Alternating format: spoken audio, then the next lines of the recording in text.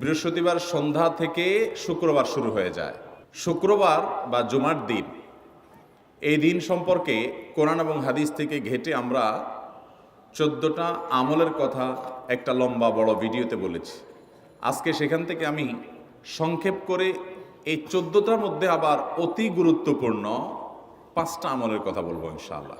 Number 1, সবচেয়ে বেশি যেটা করতে হবে পরিমাণে, জুমার দিন জুমার রাত বৃহস্পতিবার সন্ধ্যা থেকে নিয়ে শুক্রবার সন্ধ্যার আগ পর্যন্ত পরিমাণে সবচাইতে বেশি করতে হবে যে আমলটা, সেটা হলো দুরূদ শরীফের আমল।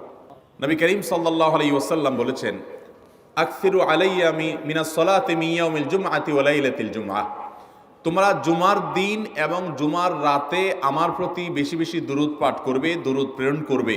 ফাইন্না সালাতাকুম মা'রুদাতুন আলাই, কারণ তোমরা যে দুরূদ পাঠ করো এটা আমার কাছে পেশ করেন আল্লাহর ফেরেশতারা, এবং রীতিমতো নামধাম সহকারে আল্লাহর একদল ফেরেশতা নিয়োজিত আছে। তারা বলেন, আল্লাহ, হে আল্লাহ রসুল, আপনার অমুক উম্মত, অমুক অনুসারী, আল্লাহর অমুক বান্দা পৃথিবীর অমুক প্রান্ত থেকে, অমুক দেশ থেকে, অমুকের সন্তান, সে আপনার প্রতি দুরূদ পেশ করেছে জুমার দিনে, জুমার রাতে বা অন্য সময়ে।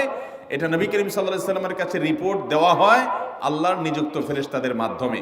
এই জন্য শুক্রবার দিন এবং রাত, অর্থাৎ বৃহস্পতিবার সন্ধ্যা থেকে নিয়ে শুক্রবার সন্ধ্যা পর্যন্ত এই 24 ঘন্টার মধ্যে নবী করিম সাল্লাল্লাহু আলাইহি সাল্লামের ভাষ্য খেয়াল করেন, আকসিরু আলাই। ওলামা একরাম জানেন, নবী আলাইহিস সালাম সাধারণত কোনো আমল পরিমাণে বেশি করতে বলতেন না।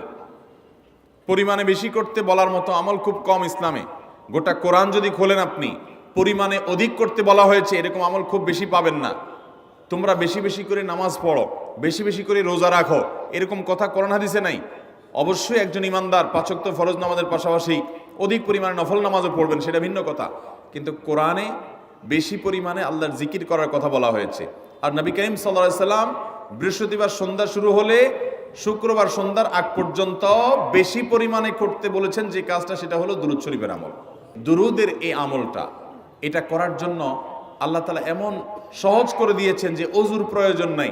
আপনার ওযু নাই, তারপর আপনি দুরূদ পাঠ করতে পারবেন। এবং আপনি এই বড় দুরূদ পড়ার মতো সময় নাই, তো আপনি একেবারে সবচেয়ে সংক্ষিপ্ত দুরূদ পড়েন সাল্লাল্লাহু আলাইহি ওয়াসাল্লাম, তাতেও দুরূদ পাঠের সওয়াব পাবেন। আমলটা করবো তো ইনশাআল্লাহ।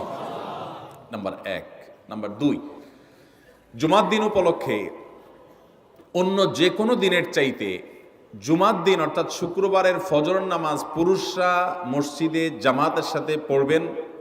জামাতের সাথে পড়ার নিয়ত করবেন পাক্কা, কারণ অন্য যে কোনো দিনের ফজর নামাজ না, শুধুমাত্র যত নামাজ আছে, নবী করিম সাল্লাল্লাহু আলাইহি সাল্লাম বলেছেন, আফদালুস সালাওয়াতে ইনদাল্লাহ, আল্লাহর কাছে দুনিয়ার সব নামাজের মধ্যে 5 ওয়াক্ত সাধারণ নামাজগুলোর মধ্যে সবচেয়ে উত্তম নামাজ হলো সলাতুল ফজরে মাআল জামাআতে ইয়াউমাল জুমআহ, জুমার দিন ফজরের নামাজ জামাতের সাথে আদায় করা হলো যত নামাজ আছে এর মধ্যে সবচেয়ে শ্রেষ্ঠ নামাজ।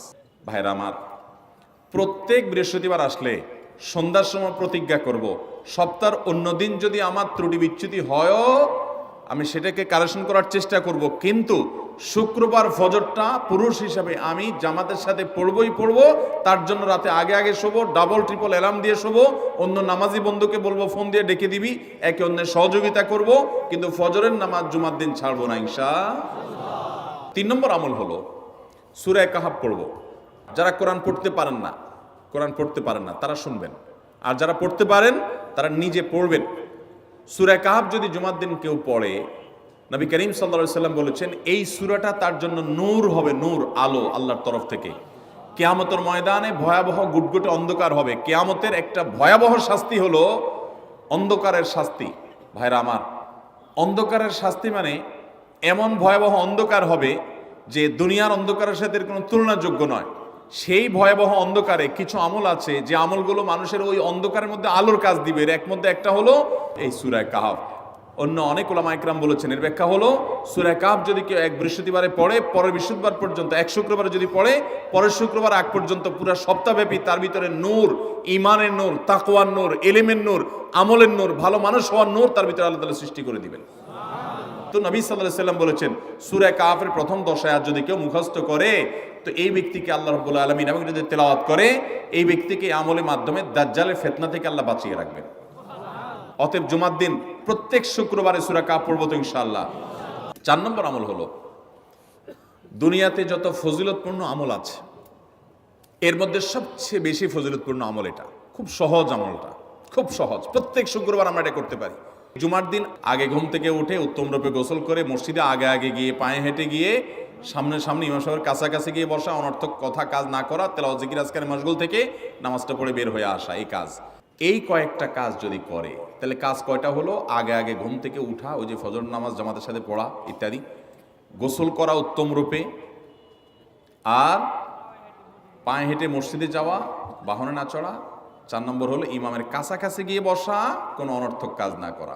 এই 4টা কাজ যদি কেউ জুমার দিনে করে, নবী করিম সাল্লাল্লাহু আলাইহি সাল্লাম বলেছেন ওই ব্যক্তি বাসা থেকে মসজিদ পর্যন্ত যে আসলো, যতগুলো পা ফেলবে, যতগুলো স্টেপ ফেলবে, যতগুলো কদম দিবে, প্রতিটা কদমের বিনিময়ে আল্লাহ রাব্বুল আলামিন তার অ্যাকাউন্টে, তার আমল নামাতে 1 বছর রাত জেগে, সারা রাত জেগে তাহাজ্জুদ নামাজ পড়লে এবং 1 বছর সারা দিন, প্রত্যেকটা দিন পুরা বছর জুড়ে নফল রোজা রাখলে যে পরিমাণ সওয়াব পাইতো, 1 বছর নফল রোজা, 1 বছর রাতভর জেগে তাহাজ্জুদের নামাজ পড়ার সওয়াব মাত্র একটা কদম ফেলার বিনিময়ে দিবেন। চেষ্টা করব না ইনশাআল্লাহ। 5 নম্বর এবং সর্বশেষ আমল হলো, জুমার দিনে একটা সময় আছে দোয়া কবুল হয়। দোয়া কবুলের যে সময়গুলো আছে এর ভিতরে অত্যন্ত ইম্পর্টেন্ট একটা সময় হলো জুমার দিন। শুক্রবারের একটা সময় সম্পর্কে নবী সাল্লাল্লাহু আলাইহি ওয়াসাল্লাম বলেছেন যে একটা সময় আছে শুক্রবারের, এই সময়ে বান্দা কোনো দোয়া করলে আল্লাহ তাআলা ফিরিয়ে দেন না, কবুল করেন। কিন্তু সময়টা যে ঠিক কখন, এটা হাদিসে নবী সাল্লাল্লাহু আলাইহি ওয়াসাল্লাম বলেন নাই, যাতে করে হয়তো আমরা সারা দিনেরই কম বেশি দোয়ার চেষ্টা করি।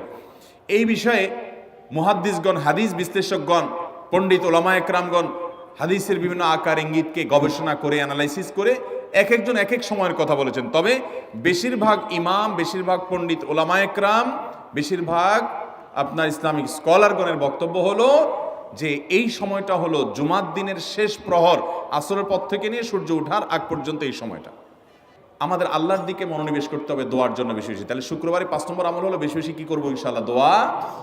বেশি বেশি দোয়া করবেন, উঠতে বসতে চলতে ফিরতে। বিশেষভাবে সূর্য ডুবার আগের যে সময়টা শুক্রবার, অর্থাৎ দিনের শেষ সময়টা, বিশেষভাবে আল্লাহ তাআলার কাছে দোয়া করব। ঠিক আছে তো ইনশাআল্লাহ? কয়টা আমল বললাম? আমল করবো তো ইনশাআল্লাহ? মনে থাকবো তো ইনশাআল্লাহ? আমরা প্রয়োজনে বাসায় গিয়ে একটা কাগজে নোট করে ফেলবো, লিখে ফেলবো, লিখে এরপরে ওয়ালে টাঙ্গাই দিবেন বাসায় যে জুমার দিন এই 5 কাজ আমি ছাড়বো না। আপনি যদি মনেও না থাকে, আপনার যদি ভুলেও যান, আপনি এই কাগজ আপনাকে মনে করাবে ইনশাআল্লাহ। বাসায় ফ্যামিলির লোকদের সাথে শেয়ার করবেন, জুমার দিন হুজুর বলেছেন, আমি একটু আমার মন থেকে বলিনি, এগুলো সব কোরআন হাদিসের কথা বলেছি আপনাদেরকে। কোরআন হাদিসের আলোকে 5টা আমলের কথা বলেছেন, বিশেষভাবে জুমার দিন আমি 5টা আমল করবই করব। ভাইরা আমার, প্রত্যেক জুমার দিন যদি আপনি একটু ইমানের রিচার্জ করেন, ইনশাআল্লাহ সারা সপ্তাহ আপনার জন্য সেটা উপকারে আসবে। চেষ্টা করবো তো ইনশাআল্লাহ? আল্লাহ তাআলা এই আমলগুলো আমাকে, আপনাকে, আমাদের সবাইকে করার তৌফিক দান করুন।